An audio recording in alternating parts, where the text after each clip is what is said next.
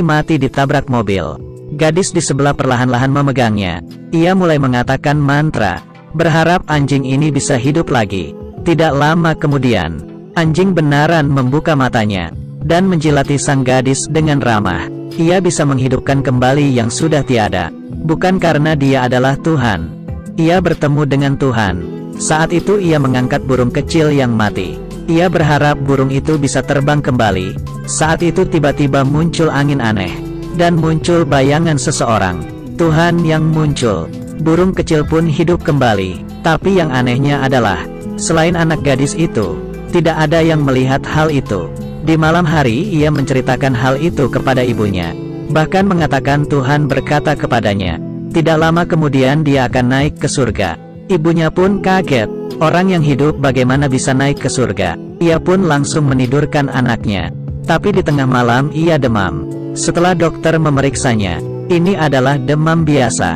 Tapi wajah ibunya sangat panik, mengatakan apa yang dikatakan Tuhan kepada anaknya. Dokter pun hanya tertawa, mengatakan ia percaya dengan ilmu biologi. Saat itu ayahnya mengeluarkan gambar yang digambar anaknya. Seorang gadis berumur 7 tahun. Tidak mungkin bisa melakukan hal itu.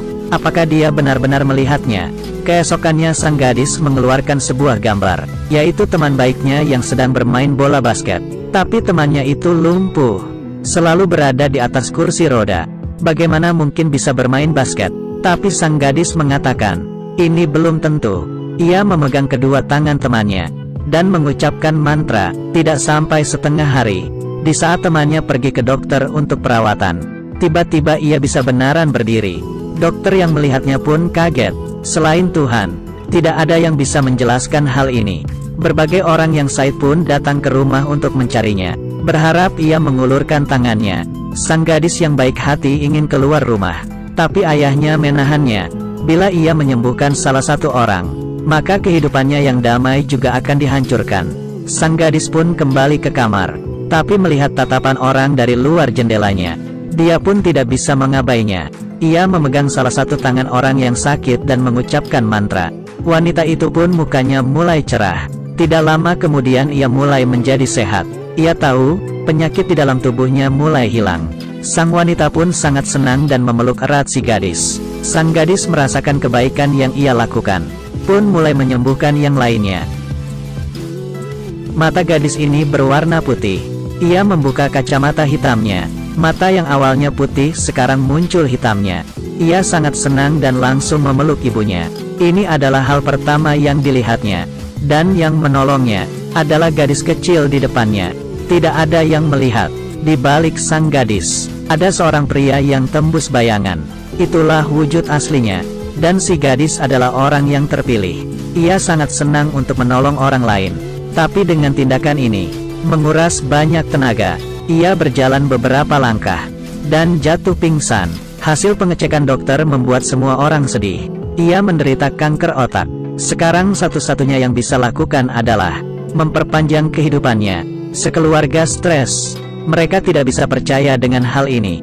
Gadis yang mendengar percakapan orang tuanya, mendengar dengan jelas. Meski ia takut dengan kematian, tapi ia lebih takut ibunya khawatir. Ia membuka kedua tangannya dan mengatakan ia sangat mencintai mereka. Ia menangis dan memohon kedua orang tuanya, ingin sekali lagi pergi ke danau. Mungkin saja Tuhan memiliki cara. Tapi setelah itu, ia pun jatuh pingsan. Ayah segera membawanya ke rumah sakit. Tapi sang gadis berkata, tolong bawa aku ke danau. Kakeknya yang tidak percaya dengan Tuhan melepaskan topinya dan berlutut, berteriak sekuat tenaga, bila Tuhan benaran ada, kumohon tolonglah cucu saya.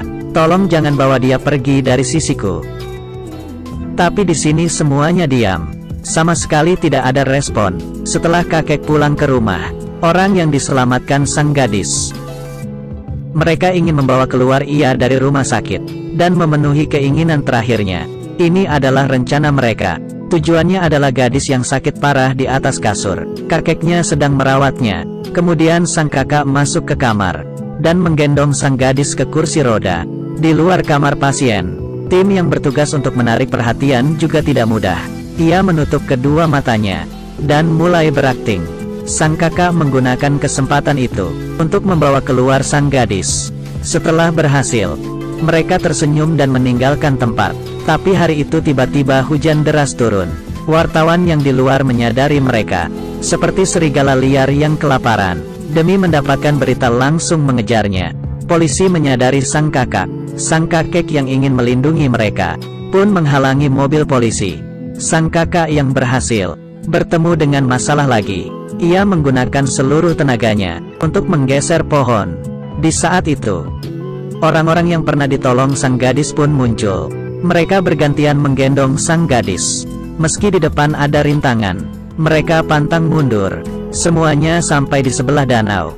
Sang gadis mulai berdoa. Orang-orang di sampingnya mengelilinginya, tapi tidak terjadi apa-apa. Sang gadis perlahan-lahan meninggal. Sang ibu sangat sedih. Tapi saat itu tiba-tiba muncul cahaya terang. Tuhan akhirnya muncul. Semuanya langsung berlutut. Arwah sang gadis naik ke atas, menuju surga. Wartawan yang mengikuti mereka tidak bisa merekam sama sekali. Orang-orang datang ke rumah sang gadis, bertemu untuk terakhir kalinya. Saat itu sang kakak tiba-tiba menyadari gambar si gadis. Tuhan ternyata mengirim pulang sang gadis. Semuanya pun langsung mengelilingi kasur sang gadis dan berdoa. Wajah gadis mulai cerah dan mulai bernafas. Ia hidup kembali. Kebaikan menggerakkan hati Tuhan. Orang yang percaya dengan keajaiban tubuh sama seperti keajaiban yang tidak bisa dibayangkan. Semoga semua yang melihat ini selamanya mencintai dan dicintai.